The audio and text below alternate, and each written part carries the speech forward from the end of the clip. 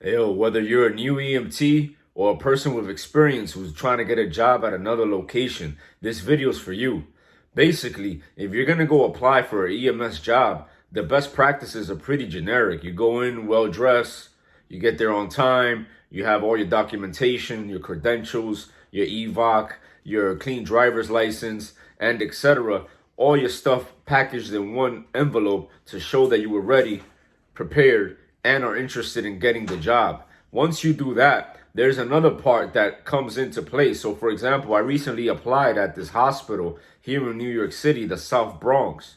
When I came in, everyone was there. Oh, wow, you're a paramedic? You're applying? They were happy to have me. Then eventually I got to meet some of the people that I know from my previous companies that I worked for. Transcare, you already know. If you know, you know. Right? So after I see them, everybody says, what's up? It's a very social environment. EMS personnel love to see other EMS personnel with experience working at their location. So once I got the application, I put in all my demographic information.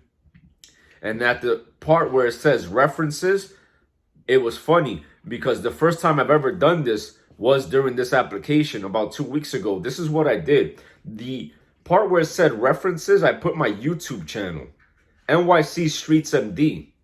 I put my Instagram, NYC Streets MD. When the owner of the company, the CEO, this big guy comes in and he pulls me to his office, you know, kind of like this whole interview thing.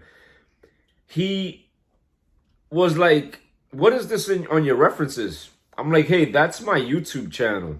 I've been able to reach 1.3 million people worldwide by uploading EMS educational content. And he was impressed, immediately stopped his questions and was like, yo, you're hired.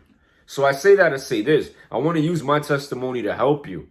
Your social media presence is your resume to the world. The yellow pages, if you ever seen them, magazine ads, a nice resume no longer are as valid as your social media presence.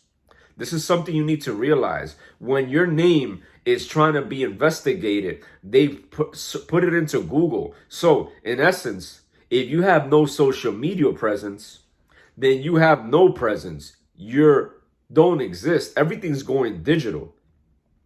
What we do is tangible. We work on the ambulance. We drive around. We put our hands on our patients and we put our hands on the steering wheel of the ambulance, of course. But our identity, everything we do, everything we purchase, everything we consume is becoming digital on this screen. And that includes the people who are going to hire you. So it's a lot easier for you to be hired at a job if you have a social media presence that reflects a good posture, a good image of you. And I'm not talking about Photoshop pictures. I'm talking about a person who uploads and manifests discipline, lack of consumption of alcohol, a person who makes the right decision and is obvious on their social media presence. So I say that to say this, my people.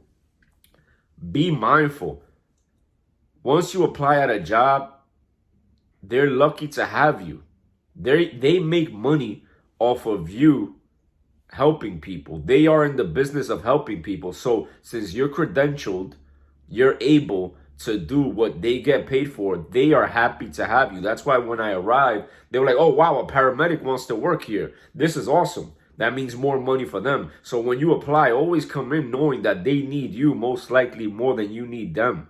The next thing is when you apply at these jobs, take under consideration that the old way of proceeding is no longer relevant or not as relevant as it used to be. Now, your social media presence trumps everything. So if that supervisor wanted to know who I was and I didn't have a social media, then he'll just go off of people knowing me. But once he typed that into his search bar in front of his computer, he's like, oh, wow, this is pretty cool. So I hope this video helps, my people. We're in a new age, a new digital age, cryptocurrencies, the metaverse, virtual reality, virtual assistants, all these things are here. They're not coming. They're already here.